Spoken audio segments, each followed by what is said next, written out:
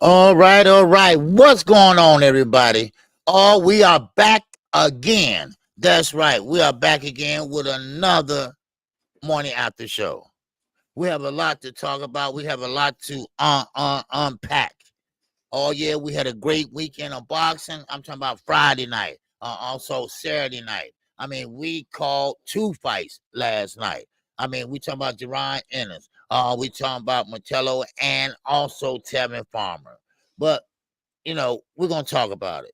What's going on? We got my co-host right here, Knockout Boxing 86 TV. What's happening, Knockout? Hey, what's up, man? Nothing much, man. Had some fun this weekend. Mm-hmm. Your boy Chocolatito was fighting. Jerron Boots in his fault. There was an ESPN card. Hey man, it's a lot to talk about. Janet Beck ended up getting canceled because he fainted and dehydrated trying to make weight. It's just so much boxing, so much good stuff to talk about. So yeah, I'm ready. I'm ready to talk about. Then obviously, Shakur Stevenson's making the rounds and he was Mm-hmm. doing interviews yesterday. So yeah, man, got a lot to talk about, bro. It's been a long time since it seemed like so much has happened in a week. Uh-huh. So much has happened in a week since the last time we spoke on the morning after show. Oh So yeah. I'm ready to talk about it all, man. Okay, okay, cool, cool. Yes, sir. Me too. Listen, you all asked for boxing. Y'all asked for boxing, and now y'all getting boxing. I mean, y'all getting boxing. I mean, we ain't through yet. We still got a lot ahead of us. We got Javante Davis still to come. We got Abdullah Mason still to come. We got Anthony Joshua still to come. We got Terrence Crawford still to come. So, I mean, you might as well sit back and enjoy this ride. All right. So let's see who all in here thus far. All right, we got my man Keggy Good. It's up in here. What's going on, kid? Yes, sir. What's up, Shell? What's going on, Shell? Salute to you, brother. All right, yes, sir. Don Dickton. What's going on with you? Dr. Marks. What's going on, my Chicago brother? What's going on with you? All right, yes, sir. Clark Bay TV is up in here. Oh, what's going on, young world? He's over in the UK right now. He was making his way home in the next day or so. All right, yes, sir. What's going on, young world? All right, he be in Chicago August the 2nd. Yes, sir. All right, we got Toy Mafia is up in here. All right, don't be playing with that mafia now. All right, yes, sir. M. Ray, the boss, is up in here. What's going on, boss dog? I see you. All right, Jason Pennywell, what's good with you? My guy, Jay Boxing, it's up in here. You talking about GTD, baby? Yes, sir. Javante Tank Davis team is up in here. All right, King D is up in here. All right, yes, sir. So that's who we got up thus far. All right, make sure everybody, Philly Bull also sneaking in that back door. All right, make sure y'all hit that like button as we get ready to get started. All right, and I appreciate everybody that's in here up thus far. We got my man Knockout Boss 86 TV. We got his Cash App right under him, and also his email if you want to debate him about anything. All right, anything from small to big, let him know. All right. And we got my Cash App also, and of course, my Instagram. All right. So with that, that's all I got. Alan Davis, I see you sneaking in the back door too. Don't mess with Texas up in here. All right. Yes, sir. Okay, knockout. Let's All right, get man. We gotta get started with your boy. Your boy was down there in Nicaragua putting an ass whooping on somebody on Friday night. Your favorite fighter, the little guy. He moved up to bantamweight. Chocolatito. He fought his first fight at 118 pounds. 37 years old. He said, "I don't care. I'm here. What's up? I'm ready. I'm ready to continue my career and try to become a 5 division champion." mm, What'd you think of Chocolatito the other night, man? On Friday night, bro? you know, I like what I saw. Of course, we know he's 37 now. He doesn't move like he usually moves. He wasn't no big lateral mover anyway. That's why Estrada had the problem he had with Bam Rodriguez. Well, one of the problems. The other problem was that Bam was just too good. But still, Roman, he did what he always do. He has the high guard. He's bent over a little bit, and then he shoot that straight right and always lands also. He feints a lot too. So, I mean, Roman did a great job. They came out to support him. He packed it in there. and he was happy to do what he did, and I'm happy for him. And like I say, he is 37 years of age. He is mulling over retirement right now. And then also they talking about another Strata fight. I mean, that'd be the fourth fight, but we'll see what happens. But right now, Bam Rodriguez is that guy at the smaller weight classes. Bam Rodriguez is really, I'm really now high on this guy. So, but Roman, he's a veteran. He got on the map with Alexa Aguayo, HBO, and then he just took off from there. So now it's time to pretty much enjoy the fruit of his labor, So he did pretty good, and he did what I expected him to do, and he closed the show. So, Yeah, yeah. for him to be 37 years old, still doing that, because them lower weight classes, they age out faster. Usually in them lower weight classes, about 33, 34, right where Estrada is, they're 34, 35, it's over with. And you could tell, but this young man, Chocolatito, he just keep going, keep going, keep going. And you could tell, if you ever watch Chocolatito fight, you could tell he not what he used to be, but man, he still got some good volume, some good combinations, and he beat that dude up. The other guy started off pretty fast, Yeah. did good at the beginning of the fight. Chocolatito just bought his time, and then he just started kind of revving up like an old engine, just revving up, revving up, revving up. And then once he got going downhill, that shit was over with, man. Them combinations, the punch placement, the way he changes paces, he don't never throw nothing hard. He's still a joy to watch, even at 37 years old. Up at bantamweight, he could probably get a title again and then ride off into the sunset as long as he don't fight Junto Nakatani or fucking Jesse Bam Rodriguez. He got a shot, and Jesse ain't even in the weight class, and Junto, he got a WBO belt, but there's some other champions up there. 118 is not really a strong division. Monster anyway was able to hurry up, get some titles, and then get on down, get up out of there. Chocolatito can probably do the same thing, get a title, and then retire. I wouldn't mind watching Chocolatito take on Nonito Donaire or something, or take on somebody else for a title, because I just want to see him keep fighting. He's such a fun fighter to watch. But he did a great job, got the W, put on for his home fans in Nicaragua, and we'll see what's next for him.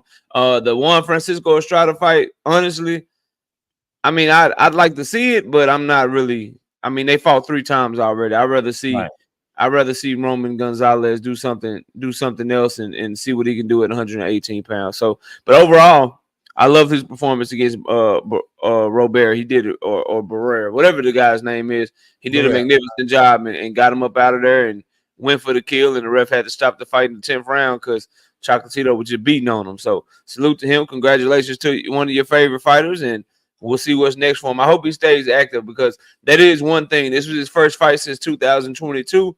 I hope he stays active, man. If he's going to continue his career, I really do hope that he's able to stay active, stay on his grind, and get a few more fights in for the fans before he decides to ride off into the sunset. And just real quick, shout out to got a cash app here. Shout out to Darius Lofton with the 10 piece in the cash app. I appreciate you, bro. All right. Yes, sir. All right. You got anything else on Chocolatito? Well, no.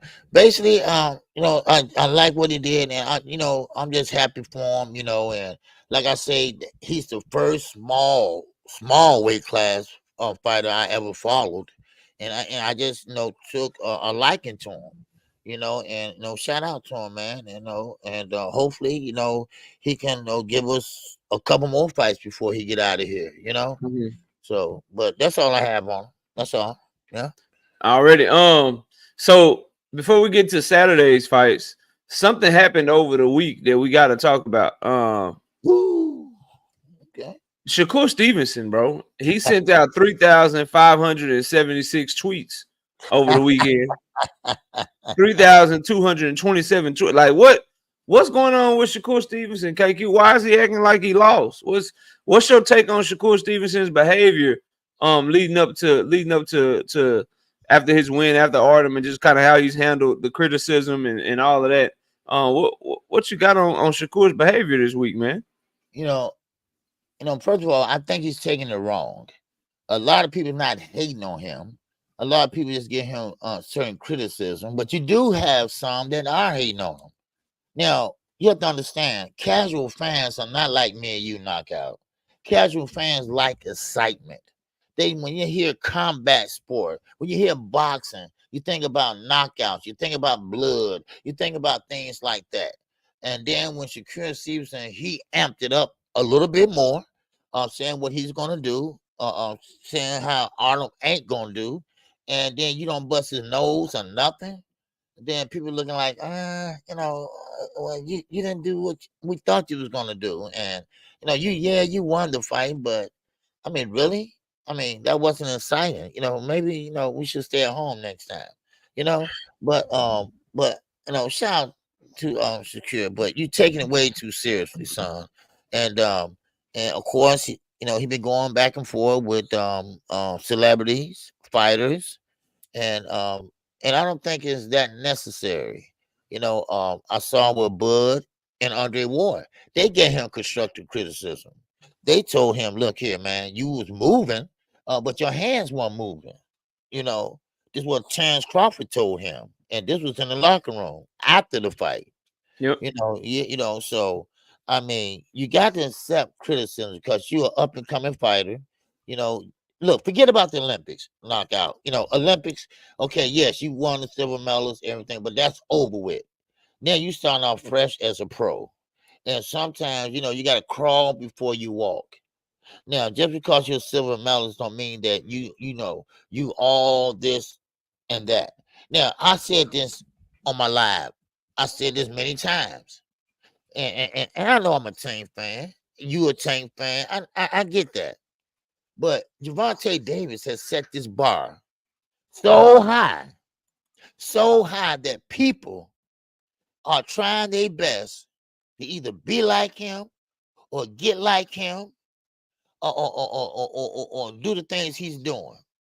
But when you don't punch that hard, you have to find other ways to substitute that. Like Floyd Mayweather. Floyd Mayweather wasn't a big puncher, but he found a way to make it work and make it exciting when he go out there and fight. So this is what Shakur Stevenson is gonna have to do. He's gonna have to find a way to excite the crowd another way, because you're not knocking people out like Tank. Tank is Tank and Shakur is Shakur. And he's gonna have to learn that. And that's the problem with a lot of these fighters. Listen, you don't want to be the second coming of Floyd Mayweather. No, you want to be who you are. Stop trying to be someone else. Look at Abdullah Mason. He doing what he have to do. He doing everything right.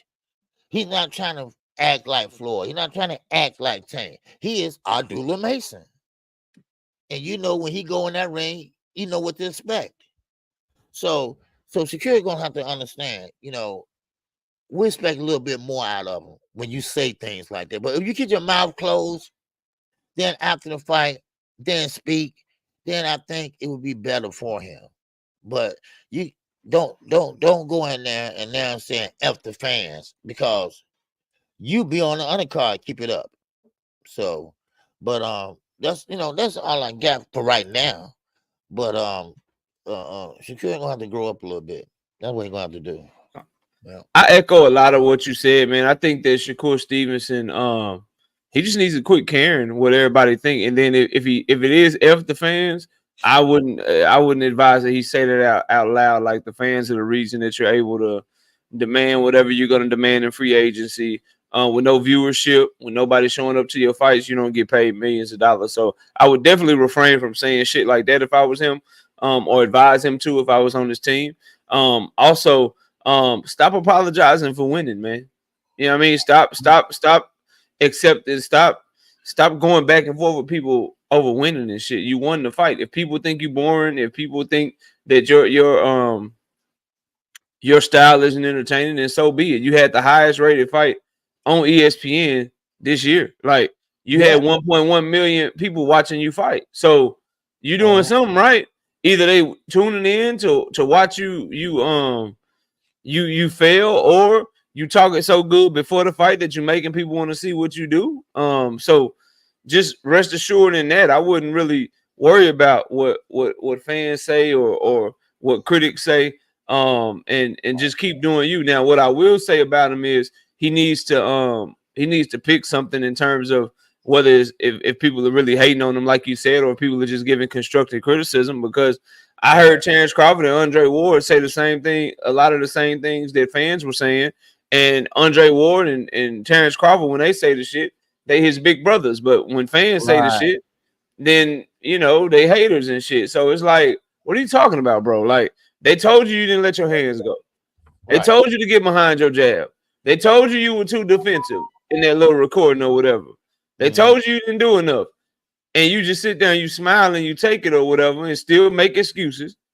But then when fans say it, fans are casual. So is Terrence Crawford a casual fan too?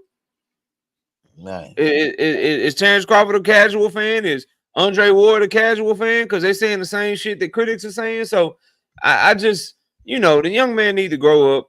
I would advise get a PR person, maybe get off social media for a little bit. And Mm. one thing I would tell him to do, like when you win a fight, stop acting like you lost that motherfucker. He explained this shit away like he lost. Like, Yeah. bro, just tell people F you. You know what I'm saying? It ain't my fault that he can't touch me. I got the best defense in boxing. Mm.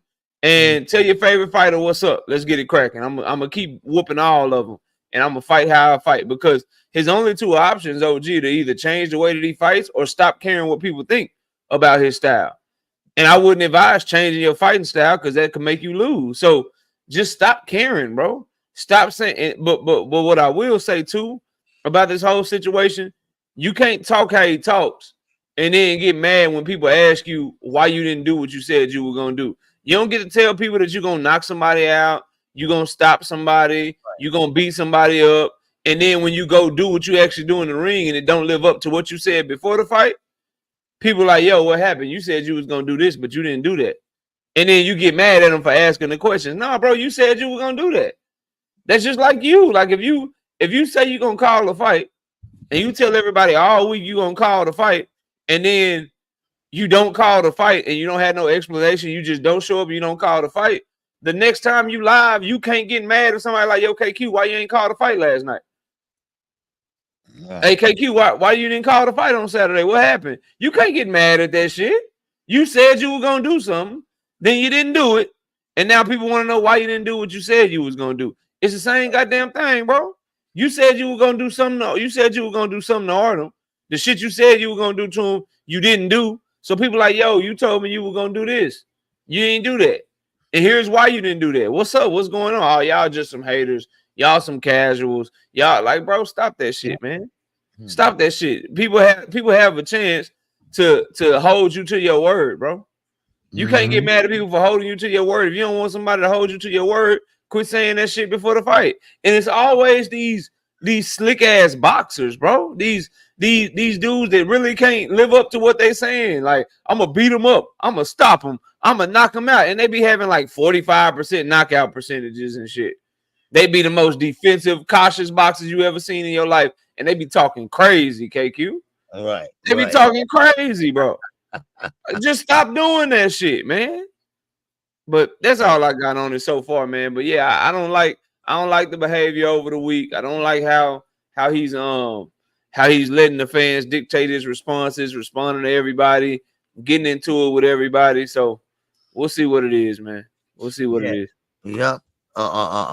What's up, big dog Willie? Let me say this real fast though. Don't you think it would just be so simple if Shakur Stevenson not make light of it, but just come to realization? Look here. Not necessarily this, but something like this. Look here, y'all. I know I promised to knock out. I didn't get it. I tried. I did my best. Y'all have to understand, I'm not Tank. I fight the way I fight. And hopefully you can support me, or be humble. Don't always be defensive. I mean, just be Mhm. humble and say, no, but I do better the next fight. I hope to do better. I hope to get the knockout next fight. I'm gonna be working on it in the gym. I'm gonna go back to the gym, and something like that. don't sit there and get mad and say, I'm gonna be the villain. I'm gonna go in there and start being the villain. I'm gonna go against everybody. F me, F y'all.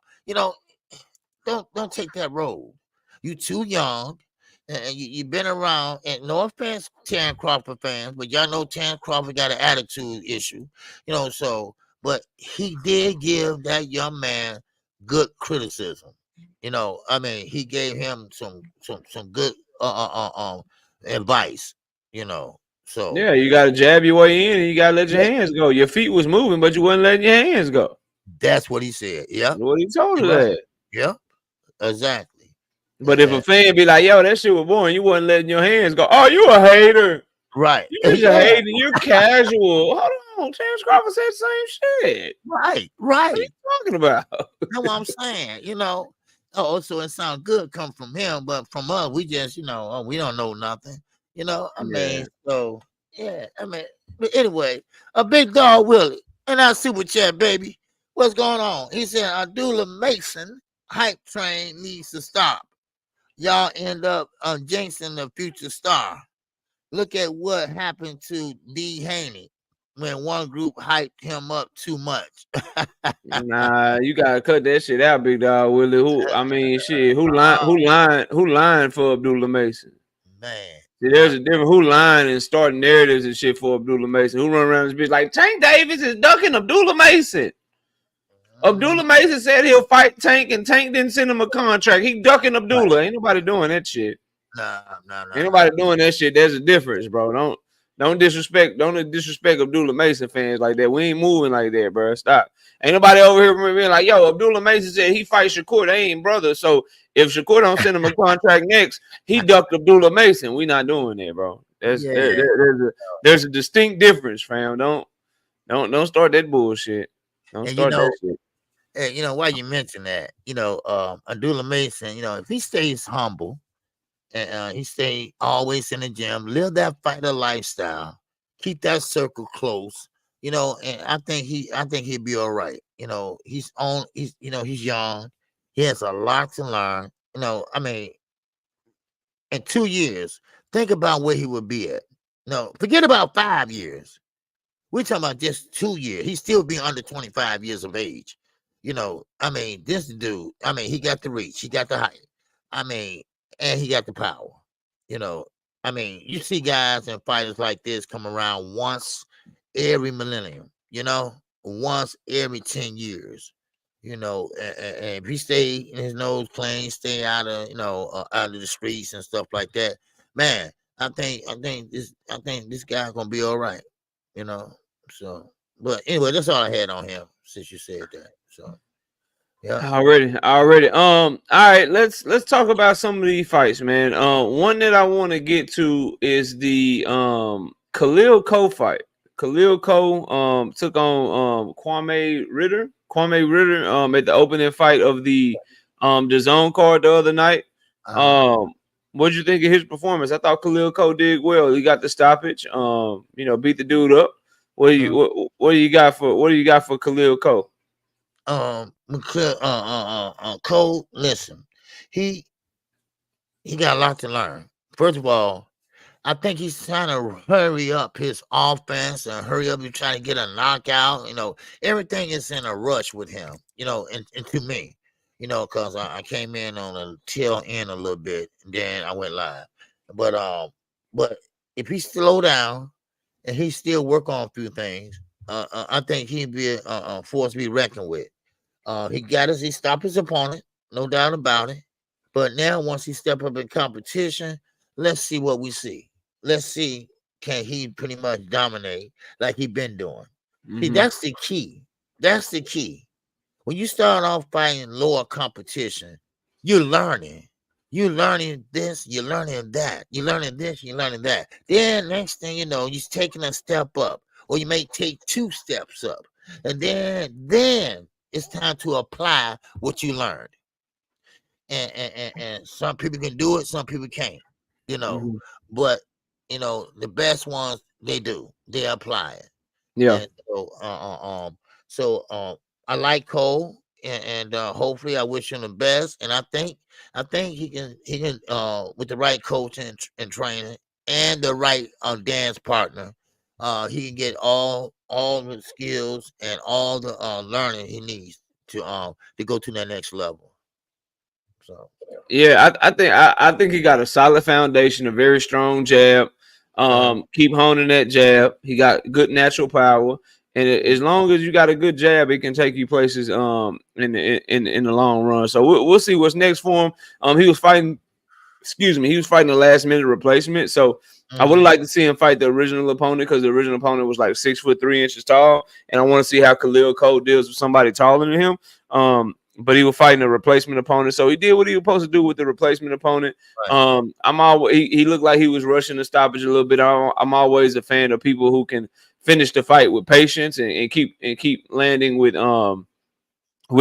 with accuracy. And so I would like to see him be a little bit more accurate, be a little bit more patient. But overall, he did what he was supposed to do with the guy, got the job done, and got rid of a replacement opponent. Let's see if the zone keeps stepping him up. See what Matchroom is able to do with him to keep stepping him up and keep him coming out. You know, they got some names over there for him. Shit, he got Diego Pacheco over there.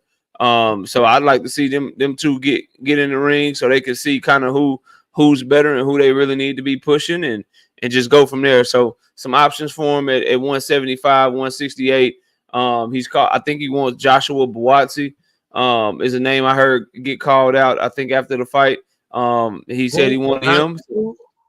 Joshua Buatsi, Okay. the dude from Ghana. He's like number one in the WBA. Yeah. Yeah. So he's calling out the right types of guys. Let's see what he got. Let's see what he got. So good performance from Khalil Cole. But that's really all I got on it, man. I ain't really got much else on it. Me neither. Yeah, I don't have anything else on that. So And G5, Kui, I see y'all. What's up? yeah, Opulent LD, what's up with you, man? Salute to you, bro. So while I was just talking, something came across my my damn phone. Shakur Stevenson and George Kambosos been going back and forth. Crazy, right? And Shakur Stevenson said the same thing to George Kambosos he was saying in the corner to Artem. He said he gonna stop George Kambosos, and if he don't stop him, he's gonna retire from boxing. What you think of that? No, somebody take this young man phone. All right, Jay Prince, take the phone, dude, because he's just steady going at it. And you know what? And I really believe I'm no psychiatrist. Everybody know that. I got problems myself. Trust me, I got problems. But Shakur is the guy that he's spoiled in a way. He's like the type that and I'm not trying to use this as a crutch, but he don't have his parents. His grandfather, his grandparents took, raised him, and I think they kind of spoiled him, and now he wants everything his way. If he don't get it, then he's throwing a tantrum, just like a kid or a baby. He's throwing a tantrum, and now people don't see him as that superstar, that silver medalist, that dog, or that defensive specialist, So now he's going at everybody. He's going at everybody that's talking negative about him. Tim Bradley. Now he's talking negative about him, but he wasn't really talking negative, just some criticism, But I think he needs to grow up. First of all, leave that. No, this social media is gonna get everybody in trouble. They're gonna get everybody in trouble. From Devin to Shakur, from Shakur, this and that, and Tank. I see he don't tweet as much as he used to, but George Cambosa, why are you talking to him? I mean, that fight, it could be made, yes, but you're not interested in fighting George Cambosa right now. I mean, so why are you talking about George? Oh, my bad. Not to interrupt you. It's still flashing. He even said, "Let's make a $500,000 bet, side bet that I stop you." So he said he going for the stoppage again. See, that's what I mean. See, like I said, You can't do that. Don't say that. You know, because you ain't got the power like that to stop no damn body. You know, now afterwards, you can, and say, okay, look, I stopped him, y'all. I stopped him, this and that, but I don't know. I don't know. And I hope he ain't think about. Hold on. He said something else. He said, because George Kambosos told him there's little money. He said, we can bet any price you name. Okay, if I don't stop you, I will never tweet another tweet ever again. So not only is he gonna retire, he'll never tweet again. And when I do stop you, all you gotta do is tell the world I'm the greatest fighter you've been in the ring with live on TV after the fight. Good bet. Oh man, man, you see what I mean? Why he got to tell everybody you the greatest?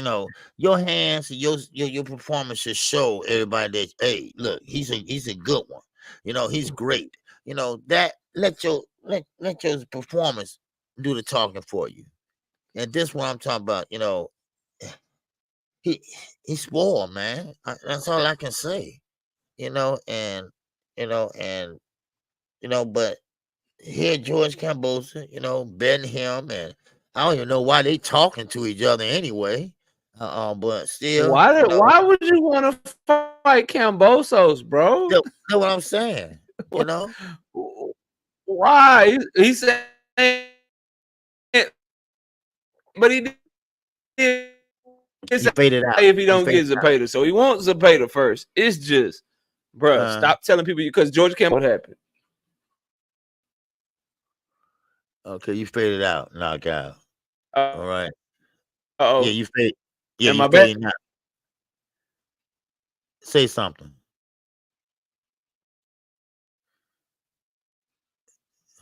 You might have to come back out, go out, and come back in. And then you froze. You froze. Okay.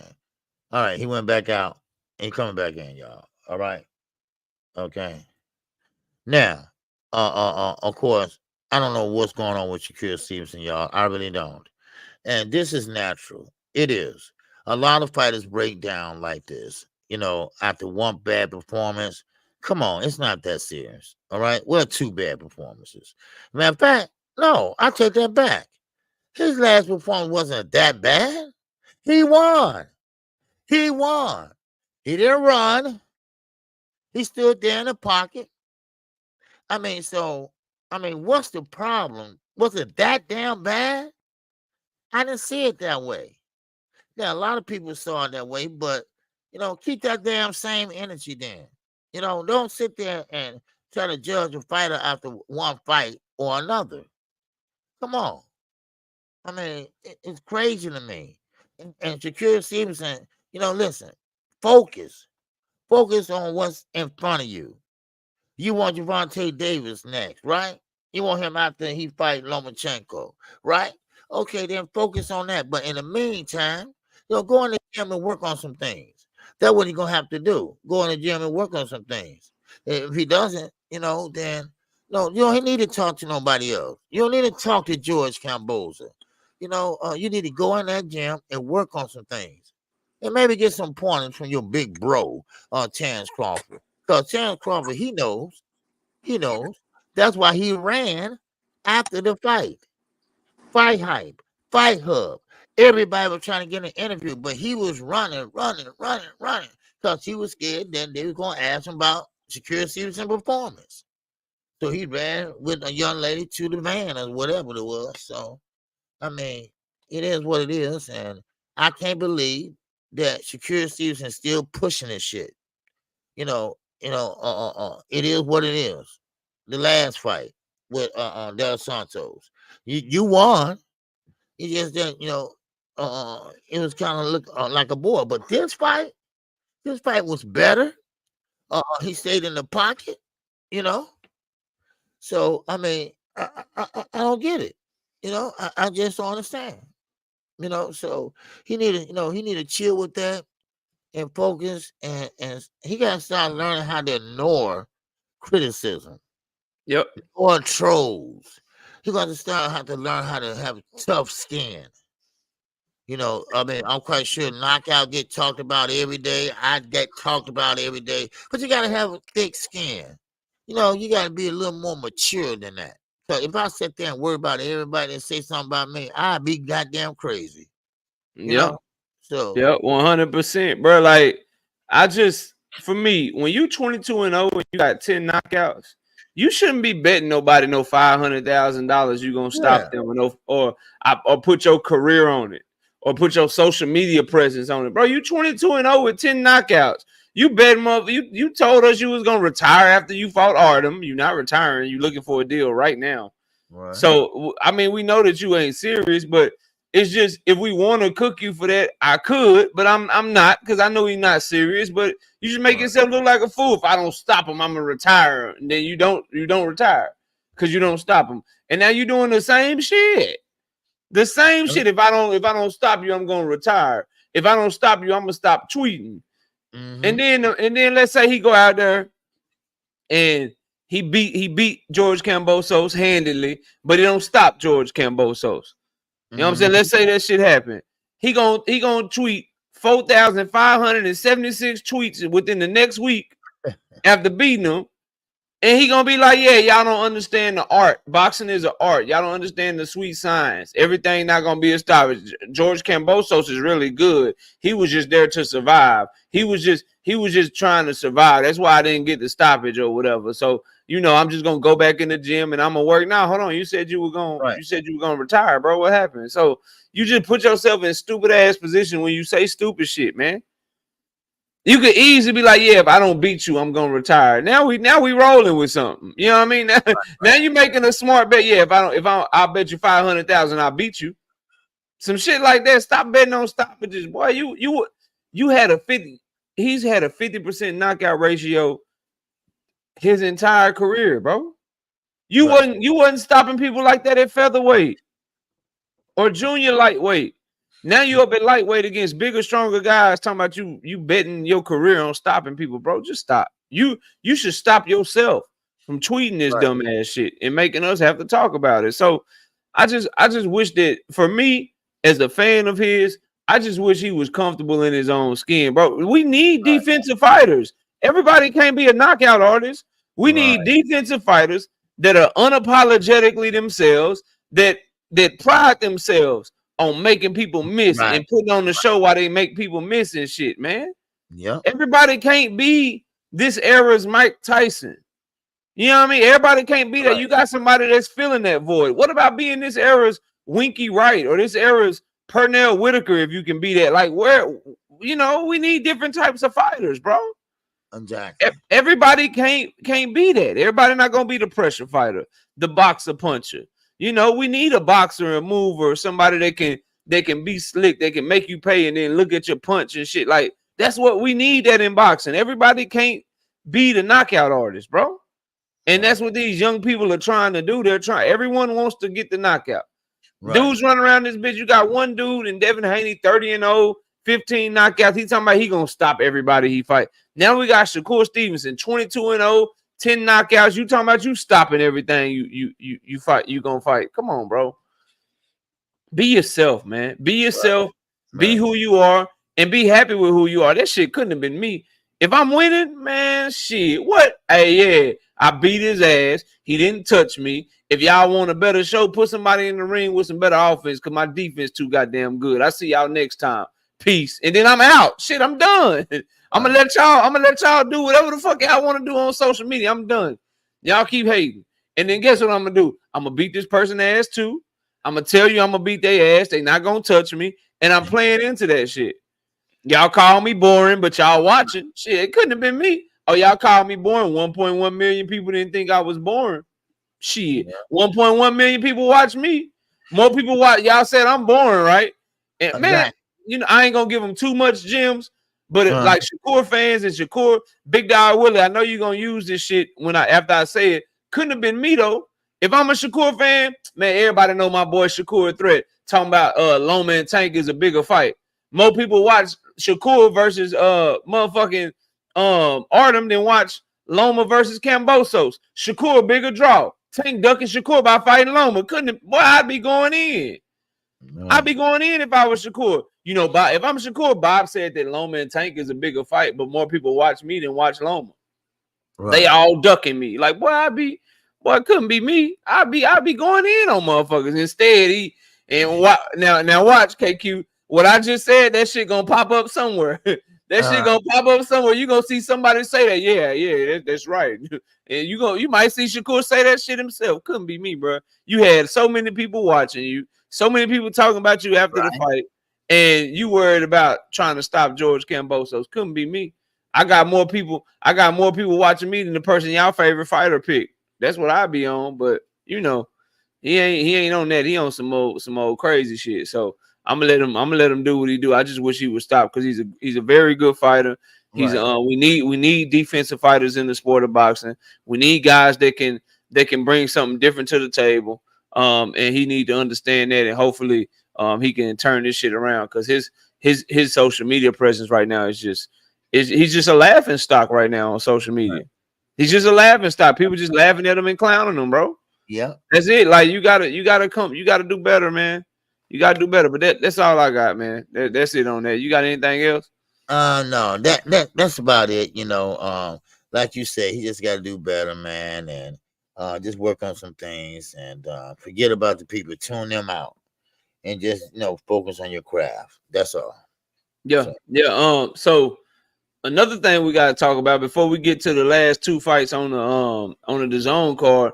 Raymond Muratalla versus Tevin Farmer last night. Were you able to go back and watch it? I know you were calling it the DAZN card. Oh yeah. I went back. Man, Raymond Muratalla was giving all kind of trouble by motherfucking Tevin Farmer and exposed some huge flaws in his game. We got to take him a step back. In our rankings, I did not like the way he looked at all in that fight. What you think of Raymond Muratalla's performance against Tevin Farmer? He looked confused. All right. Yeah. He looked kind of confused. Cause see, Tevin Farmer, I watched him coming up, and he changed his style a little bit. This old herky jerky style. He didn't used to fight like that. Especially when him and Tank got into a long time ago. He wasn't that type of fighter. All right. When he had I forgot his name. I forgot his manager name. But anyway, but now, I mean, Farmer was giving Muratalla some problems. Now, I don't think it was just Farmer. I think it's Southpaws. Because he was trying he looked drained. He looked skinny and shit too. I ain't never seen Muratalla look that skinny. Yeah, he might need to move up too. But go ahead. Yeah, go ahead. Yeah. That's the problem there too. He didn't look fit like he always. So I'm looking like, okay, y'all, this y'all boy. Hey, he got strength. Everybody was so high on this guy. All right, he's not showing me nothing right now. All right, right now we see Farmer. Okay, Farmer is throwing overhand, looping left hands, and they are landing. But of course, when Taylor come back with a counter punch, then here come Farmer. He moved from the left, he moved to the right, fire off that stick, baby, man. And then of course, Mantello, he trying to catch it, then he trying to cut off the ring, step back over, and come with the double right, bam, bam, bam. But it wasn't doing anything to Farmer. Farmer, he's old school in the sport of boxing. And he know how to box. He know all the little tricks of the trade. But Taylor don't know that. Once he get in there and been in there for a while, then he'll know the little things you can do. To take a rest, take a break or whatever while you fighting. And when that comes with experience. But he didn't look so good. But then I looked at Steve Mannix. I looked at his score. Of course, he had Farmer winning. He had Farmer winning up by 2. Then I said, okay, it's going just about right like I thought it would be. Because I think we came in at the 7th round, if I'm not mistaken, y'all. After Boost lost, I won. We went into the 7th round on ESPN. Yeah. And this is the thing about it. Farmer ran out of gas. Okay. Because I saw with his mouth open and everything, then he did a lot of excessive holding. That point, and then listen, knockout, that point that they took, and then he got rocked by Muratalla. In the 10th round, Yep. and that lost him the fight. I really believe that. Yeah, I agree. I think Muratalla, he's regressed his last two fights, and what his last two fights have exposed is people that can move a little bit, people that can be slick a little bit. They give him all the problem in the world. He out there thinking too much. He was slapping with his punches last night. Remember, he used to turn his punches over, be explosive and shit, and Right. look Yeah. like now he's slapping with his shit and looking. He just looked he looked bad, bro. Like there's no other way to put it. He looked bad, and I don't. And what he showed me is that if he get in the ring with anybody in the ring with somebody with any kind of slickness, Uh, any kind of movement, he's struggling with him. Like, and this is no disrespect to Tevin Farmer, but you fighting a guy that got 40 fights and 6 knockouts. And most of them knockouts came when he was at the smaller weight classes. If you Muratalla, where's your ring IQ at? Why are you posturing with this dude, playing the lead hand parry game with this dude? You the right. bigger man. You walk to this dude with no respect, and you do what you got to do to work him. Right. Right. And you throw him around like he wasn't mean enough to me. Like this dude, he coming up to your weight class. And he trying to be slick, moving around the ring, man. You just walk straight to him, throw him around in the clinch, beat his body up, and just show him no respect whatsoever. He was in that bitch just looking just very, very subpar, bro. I was very disappointed. So I gotta reconsider my assessment of him. I thought he was better than that. Is he thinking too much, and his punch, whatever happened to his punch technique, that shit is gone. Like he used to have good punch techniques, change levels good. The jab used to look good. I don't know what happened to Raymond Muratalla, man. He just out here just regressing right before our eyes. So we'll see what's next for him. He did enough to get the victory, but not impressed at all with him. And he has to go back to the drawing board and see what the hell what else he can do to try to be better. But the idea of him fighting Shakur Stevenson or Teofimo Lopez or any of the big names at 135, I don't want Muratalla to be the one to get a shot at Dennis Berinchik because I don't think he's good enough to even compete with the top names at 135. That need to be fucking Keyshawn Davis or Abdullah Mason or somebody like that in my book to make that belt make that belt be popping and keep the division popping or whatever. Because if Muratalla fight Dennis Berinchik, whoever win that fight, they the weakest link by far. At least if Keyshawn Davis win the belt against Berinchik or Abdullah Mason get the belt against Berinchik, at least we'll feel like, okay, they got a shot against these guys. They can beat these guys and they can be players in the division. So I'm out on Muratalla, man. I thought he was better than that, and I was wrong. That boy is not. He's not what that is, man. He's not at all. Not looking like that against Tevin Farmer, man. Yeah. And and then I do want to say this about Tevin Farmer too. What do you think? What do you think of him, OG? Do you think it's time for Tevin to start thinking about hanging it up? Because you know what happens. You lose to Muratalla, they might call him back at Top Rank to fight Keyshawn Davis or a fucking Abdullah Mason or something. But he looked like he might be on the tail end of it. What do you think of Tevin Farmer, man? And what should he do next? Well, I would like to see him keep fighting because he didn't do bad last night. I mean, he wasn't, too bad. I mean, he ran out of gas. He just got to get his stamina back together. But he has been there a while. He's been fighting for a while. He doesn't have a lot of power, but he does have a lot of lateral movement, and he can make you miss. He can make you pay. So I mean, if Top Rank got some for him, let's say a 3-fight contract, no, go ahead and take it, man.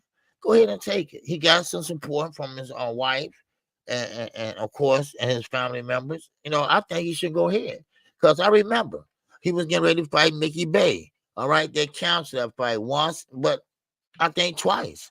They were trying to get that fight together, but I said, wait a minute. Farmer ain't that old. Why are you trying to, do an exhibition or whatever it was? I think he was fighting on the Devin undercard. But I think Farmer, he can make some difference. And of course, these young guys over at Top Rank, they can learn from a veteran like him, and the do's and don'ts, so and he's a slick boxer too when he want to be.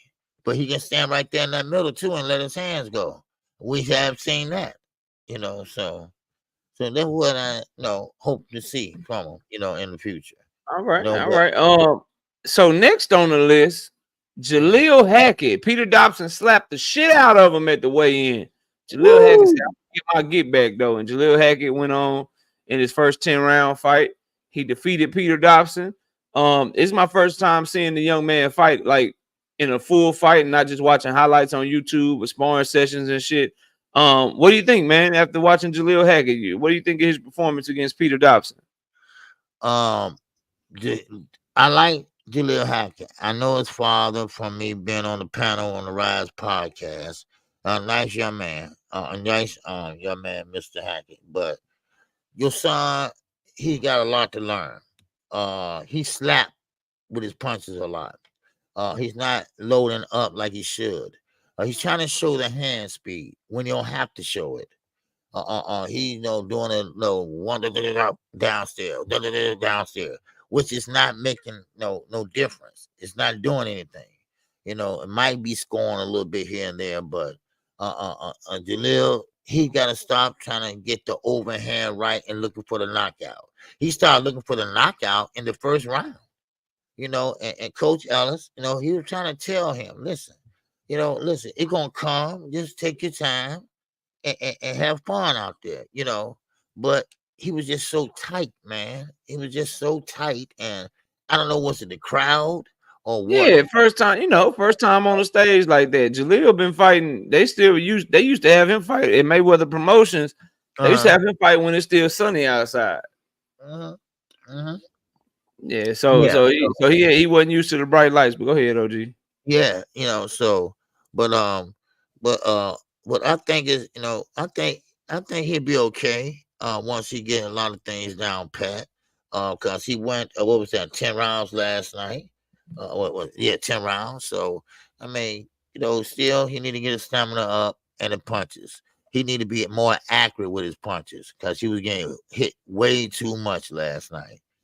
So but I mean, it's good for him. He getting around saying, I was looking for the stoppage, but of course, we see what happened, but it was a good fight to me, and right now, I think the jury's out on this guy. I think he can improve some things. He just need to work on some things. And like you say, this is a big stage. Now, he know what to expect. So yeah. But I like he's 21 years old, so he got a lot of time to improve. I like his work rate at the beginning of the fight. I like that he stays behind his jab. He's a dog, which you can't teach. Like he's a dog. He there to fight. He's scrappy. I love that shit. If he's gonna fight like that though, he got to get in phenomenal shape. Meaning he got to a point where he was really beating up Peter Dobson in the middle of the fight. And then he kind of tapered off and tailed off. I'm not going to be too hard on him for it because it's his first time going 10 rounds. But he got to get in the type of shape to where when that start happening and he start putting hands on the guy like that, he got to be able to keep going up and keep wearing the dude down if he going to fight like that. If you're going to be this body snatcher that throws everything hard, that's looking for the knockout, you're going to have to get your conditioning to the point to where you can sustain that because Peter Dobson got to a point to where Jaleel was beating him up, but when Jaleel started slowing down a little bit, Peter Dobson was like, "Oh, okay, I can last, I can take this." Now you got to make him feel the pressure even more. You got to be able to keep going up a level, and he kind of plateaued like around 4, 5, 6 when he was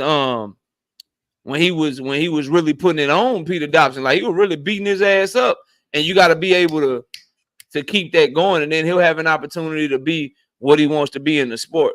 But overall, first time going 10 rounds, dealing with that adversity, and I don't want to call it adversity, but dealing with the emotions of having somebody slap you like that, and then still being able to not fight too emotional, not fight, not fight dumb, not going there throwing, not pulling the Teofimo George Kambosos, still staying behind. Obviously, he was real aggressive, but showed some maturity, stayed behind his jab, stuck to the game plan, didn't do nothing stupid because he was upset with what happened in the weigh-in. and just went about his work very professionally. So I Right. salute him for that. But he got to work on that cardio and he got to Yeah. work on that defense. He get caught tall a little bit sometimes, exchanging hooks and shit. Not being able to get out of the way of shit. He gotta fix that if he gonna fight at the highest level because he's at a Right. the thing about these young prospects like him and Xander Zayas is they at these unforgiving weight classes like 147, 154. You make mistakes of exchanging hooks with the wrong person or getting caught by the wrong punch at the wrong time against the wrong person. Them dudes up there can crack Yeah. and they can fuck you up there. So he got some things to work on, but overall, I like that he a dog. Like you don't have to worry about him not having fight in him. He got fight in him, and that's something that you can't teach. So we'll see what happens. But work on your cardio, work on your defense, and make sure you can sustain that work rate. And he might have got the stoppage on Peter Dobson, who's a very tough fighter, never been down, never been stopped before.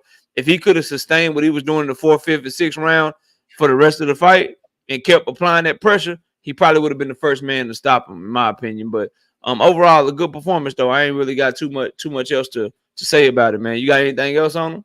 No, it's just that he just need to take his time and work on a few things. I think he'll be okay in about a year or so.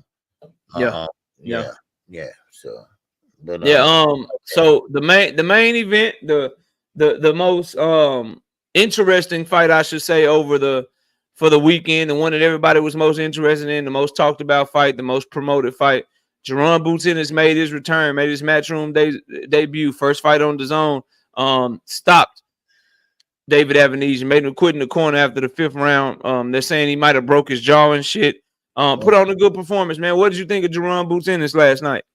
Um, first of all, good fighter, damn good fighter. But only problem I got knocked out, Chet. Deron get hit too much, y'all. For me, I don't like that. He get hit too much. Now, maybe it's his fighting style. He fights like he's showboating, but he's not showboating. But it's just the way he fights. He drops his hands sometimes, and he doing this and doing that, but he getting hit. David came last night to fight. He came last night to whoop some ass. That's what he did. All right, he came to whoop, and I'm talking about he came on a short notice. He didn't have a full training camp, and he did well. He put the high guard up there, and he just came straight ahead. All right, no, so therefore, Jerron, he started sending down his punches early. I get it. You at home. You at home. You want to look good in front of your crowd. You want to look good in front of Aunt Susie. You want to look good in front of Uncle Jethro, right? You want to do all that. But now he was trying too hard then. All right, he was trying too hard because he started switching from Southport to Orthodox, which he always does. But then he started tripling, doubling up with one hand. But David had to have guard up there, and David wasn't letting that go, not till he get ready to fire, right? But he had enough eyes between them guards to push him back against the ropes, and that's when Boots was getting hit. Now Boots knows, because he's a damn good fighter. He knows stay off the ropes. Stay off the ropes unless you can fight well off the ropes, like Muhammad or Mayweather, But Jerron, he went against the ropes, and of course he clinching, trying to work with the free hand. But David, he tried to work with the free hand too. He went downstairs to the body also. He was getting second chances also.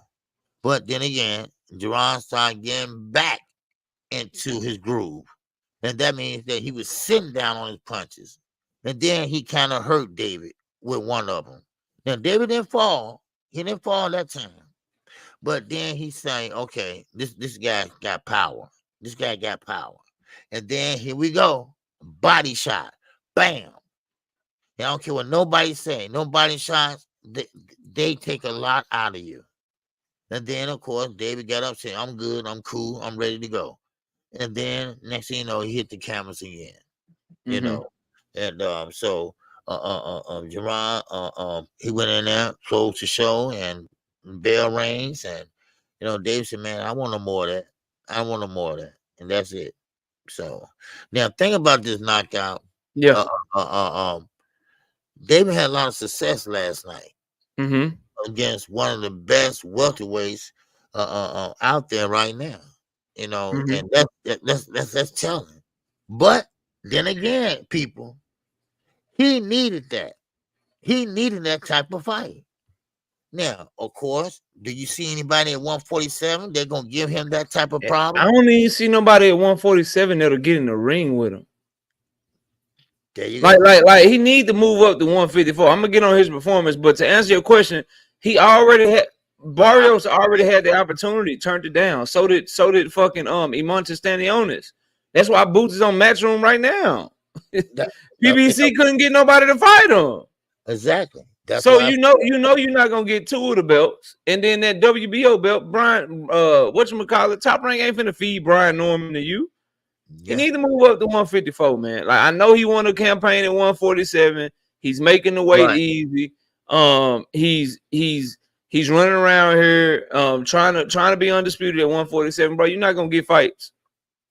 The belts are too dispersed. You got two belts over there on PBC, and you got one belt over there on Top Rank, bro. They not finna get you. And all them fights you highly favored in. Like, can you imagine with Stanionis style? Can you imagine Imonta Stanionis in the ring with Jerron Boots in this? It's a fucking massacre, bro. And his team know it.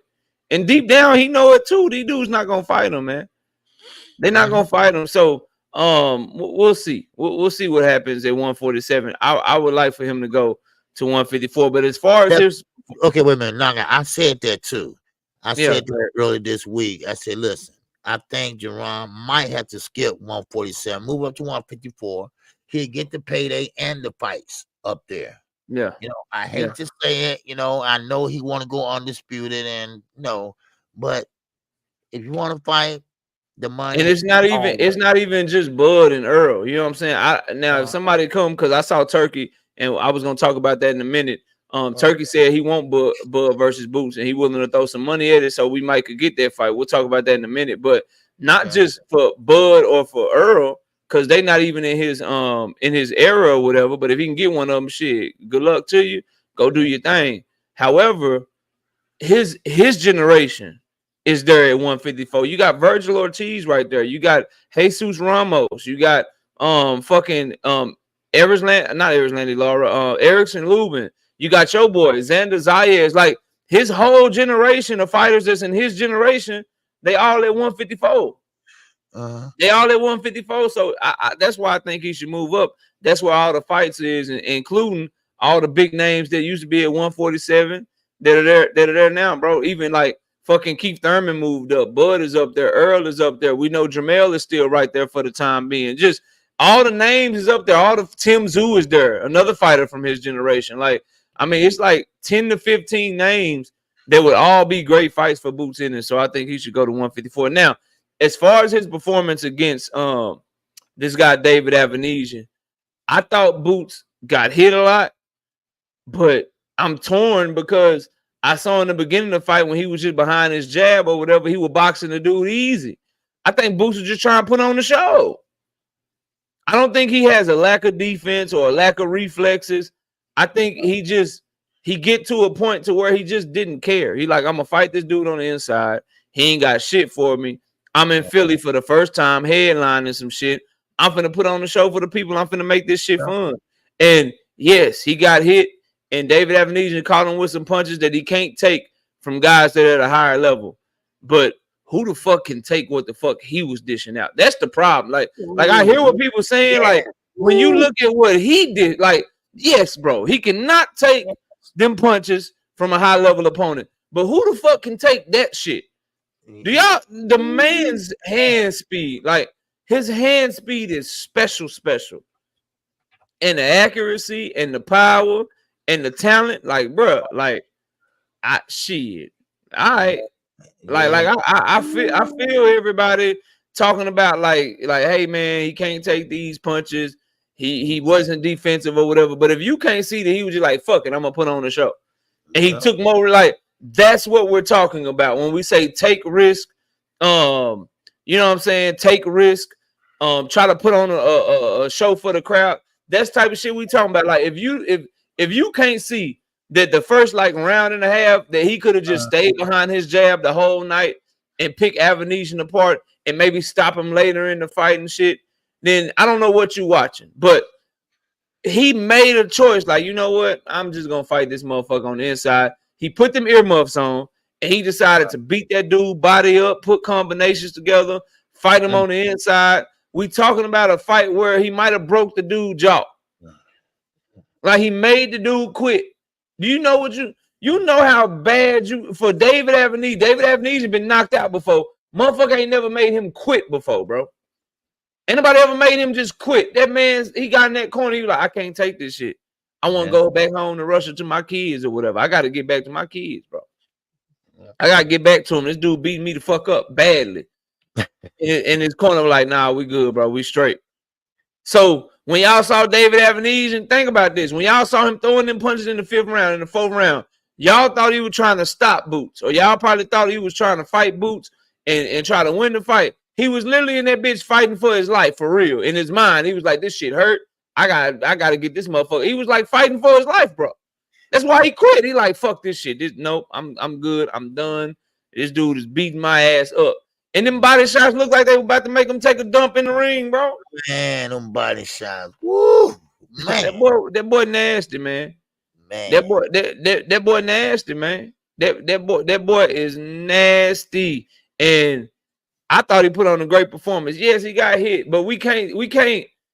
And then we'll talk about what Turkey said, but I can't be a hypocrite, bro. And what I mean by that is I can't criticize Shakur Stevenson for being overly fucking cautious and then criticize Boots Ennis for trying to put on the show. I can't do both, bro. Like, I can't be both people. Like, I like that shit. It's boxing. Put on the show. At least I know he got faith in his chin. At least I know he gonna try to put on the show for me. So I'm gonna buy his fights. I'm gonna tune in. I'm buying the pay-per-view card. I know he gonna stand on something, bro. Right. So I'm not gonna be that way. I'm not gonna be like, oh, he got hit too much, bro. Did you see that he got hit too much? Yeah, he got hit while beating the motherfucker up.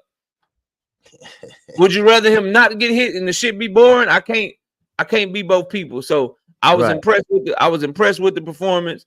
I thought he did a great job. When he realized David Avenese didn't have nothing for him, he walked to him, put his high guard on, and said, "Let's get it. I'm finna get you out of here. I gotta go get me a Philly cheesesteak. I gotta go ride on the 4-wheelers and shit with the fam after this shit. I gotta go. I'm done. I gotta go." So I ain't mad at him, bro. I thought he put on a phenomenal performance. Can't wait to see him fight next. Speaking of next, OG, Turkey said he called Jerron Ennis and Eddie Hearn to to give them congratulations on Boots' performance. And he said he is looking to make Terrence Crawford versus Jerron Boots Ennis in the very near future. What do you think of that? Do you think is that something that you want to see? Do you give Boots a chance in that fight? What's your thoughts on that fight if we able to see Bud versus Boots? Well, you know what? I'm gonna be honest with you. I know everybody high on Bud Crawford. I know Bud Crawford, fighter of the year, the SP's fighter of the year. I get all that, but right now I don't want to see that fight. You know why? Because yes, Boots is younger, fresher. Terrence Crawford and more experience. Also, he's older. You know, yes, they both are pretty much similar in their style of fighting. You know, but I don't want to see that fight because either way it go, Bud was too old, or something like that, or Booth wasn't experienced enough. You know, so I think that Jerron Ennis, and I say this about all the fighters, you know, make your own name, make your own lane. You know, don't sit there and compare your skill set to Terrence Crawford's skill set. As Terrence Crawford says, no offense, he's a good fighter, everything, but right now, it don't make sense. You know, this is a business move. You know, I'd rather fight someone else because, of course, he doesn't have that fan base right now. You know, but still in all, a lot of people still want to see the comparison. Well, we can see the comparison. All right, we can see the comparison. We see the orthodox from change from orthodox conventional to southpaw. We see that, but still in all, he have to make his own lane, his own style, his own name. Without the attachment Terrence Crawford. Now I get Roman Gonzalez. All right, he will always be attached to Estrada for their trilogy. I get Manny Pacquiao. He's always will be attached to Marquez for their trilogy. So, but Boots and Terrence, no, they have similarities, but they're not the same. I mean, we are talking about at least 10 years apart of experience. Yeah, decade. A decade apart.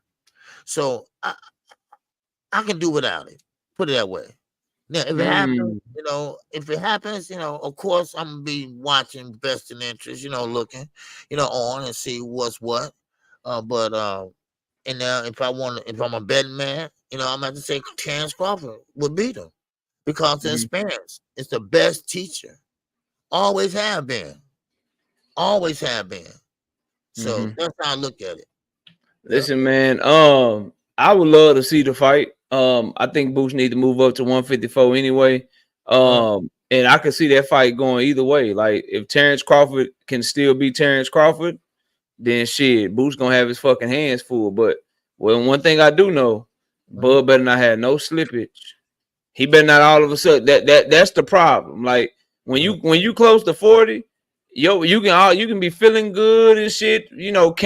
Camp and shit go good and shit. And then you getting that bitch at 37 years old or whatever, whenever they fight, and all of a sudden you like, God damn, my knee hurt, man. Fuck, what the fuck is going on? Why my hands not fast like they used to be? What the fuck? They like, and all them Boots is not the nigga you want to get old with, bro. Boots is not like that's what I say about the fight. Like obviously with everything Bud Crawford has accomplished, in the sport, shit, he could get. We talking about Bud versus Boots. Fuck around and get old versus Madrimov if you want to. Fuck around and get old versus Madrimov and see what the fuck happens. So, you got that aspect of it. Then you got Boots, like y'all was saying in the chat, getting hit and being overly aggressive. Can he stick to a game plan? Can he not get caught with nothing stupid from Bud Crawford? Because Bud, he got a way of having some sort of wiry power where that shit just seemed to hurt motherfuckers, and we all know what his finishing capabilities are. So for me, it's a toss-up fight. I got him. I got him neck and neck, but I'm like you, like somebody gonna have to show me against Bud Crawford. Like you gonna have to show me. Like I'm not gonna be the fool that pick against him again, bro. Like I'm gonna pick him until somebody beat his motherfucking ass. Like I'm picking him, bro. And then if Boots beat him, okay, I got that shit wrong. Fuck it, I don't care. But he just with what he was able to do to Earl and the accomplishments that he's got in his career, I just can't. I can't just pick a motherfucker to just beat beat his ass. I'll say it's a toss up though. And if that motherfucker get old, if he get old with this young motherfucker, shit, boy, he getting that bitch. And look, y'all be like, what happened to Bud? The fuck happened to Bud? Like, so that's where I'm at with it. But you gotta favor Bud. Now, if I see the Madrimov fight and Madrimov is giving Bud, because everybody talking about Boots getting hit and shit, okay. If Madrimov getting that bitch and he don't look the same at 154, Bud a little slower because it's 7 extra pounds. Right. Fucking Madrimov is taxing him a little bit, maybe hurt him, give him a tough ass fight. Then shit. That shit could change. I could come back the next day and be like, all right, yeah, I think Boots gonna wash his ass. That boy looking old out here. So we'll see, bro. But you gotta favor Bud right now, just because of ring IQ and what he's been able to do and how he's done that shit against higher level of competition than Jerome Boots Ennis. But you gotta give Boots a shot because of the talent, because of the skill level, and mainly more than anything else. 27 versus 37, that shit means something. People act like age don't mean nothing, but we were just talking about your guy earlier, Chocolatito, right? Chocolatito ain't the same. He 37. He's still good, right? Still a very good fighter. Now go watch Chocolatito fight at 27 years old, and you can see the fucking difference. Yeah. You can see the goddamn difference, bro. Like distinctly different. Same thing here. Like you got basically a 27-year-old bigger, stronger, faster Boots Ennis who fight just like Bud Crawford, but he's probably faster and stronger than Bud was because Bud started his career at a lower weight class. You got his ass going up against a 37-year-old Bud Crawford. You got to factor that shit in. But Bud has been beating Father Time back with a stick for a while now. So we'll see. Right. We'll see how that shit go. But I would love to see the fight. Turkey saying he want to make the shit. So shit, make the shit and get it cracking. Because Boots need to come up to 154 anyway. And the last thing I'll say on it, if he does lose to Bud, so what? Or if Bud does lose to him, so what, bro? Like either one of them, if Bud lose to Boots, they don't do shit. They don't do nothing bad for his career. You lost to probably the next motherfucking pound for pound king. So what? You passed the torch. If Boots do lose to Bud, you lost to one of the greatest fighters of all time at that point. If he's able, like, come on, bro, like it's okay. And then Boots could go on to whoop everybody else's ass. Yep. Or Bud could go on to beat somebody else. Maybe he lose to Boots and then him and Earl get in a rematch. He can beat Earl again or whatever, bro. Like if they lose, who gives a fuck? I just want to see them fight, bro. I just want to see them fight because they fight too much alike, and I think Boots is really like that. And for whatever y'all say, there's a reason that Bud was like, "Nah, I'm good. I got bigger fish to fry. I ain't trying to fight that motherfucker." Right. Okay, well, it look like Turkey gonna put the money up. So what's happening? So what's happening? Let's see that shit. So I wanna do that, man. I wanna see that fight, bro. I'm all in on that fight. I know some people may not want to see it. I want to see it because I think it's a great fight, and I just want to see Boots get an opportunity to show what he can really do. And there's no better person to try to show what you can do than against Bud Crawford.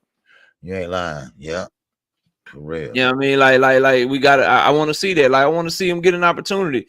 He never gets an opportunity, bro. Boots ain't got an opportunity yet, to be real. No, he haven't. You know that's what I'm saying. And he's 27 years old, got like 30-something fights. He still ain't got a shot. Never got a shot. Never got a shot, man.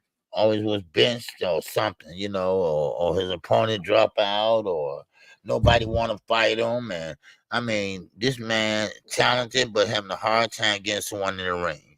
Man, it was so bad over at so everybody was offering Boots, right? Just like everybody's gonna be offering Shakur Stevenson. Everybody wanted Boots. Everybody was saying that they wanted to get a piece of what Jerron Boots Ennis was bringing to the table. KQ.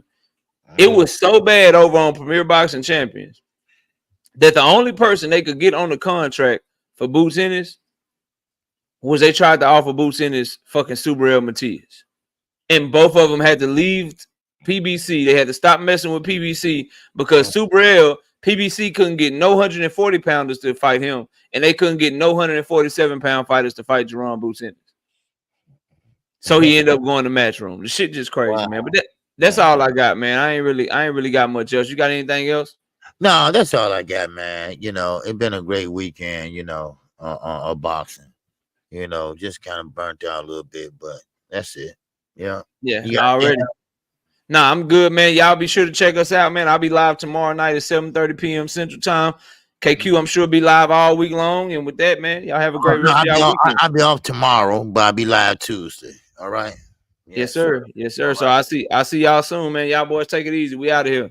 Yes, sir. Peace and love, everybody. This song is dedicated to all those ballers out there and all those hustlers and just people out there just getting their money on, you know what I'm saying? To all of you haters, just remember this. I'm living it up, y'all.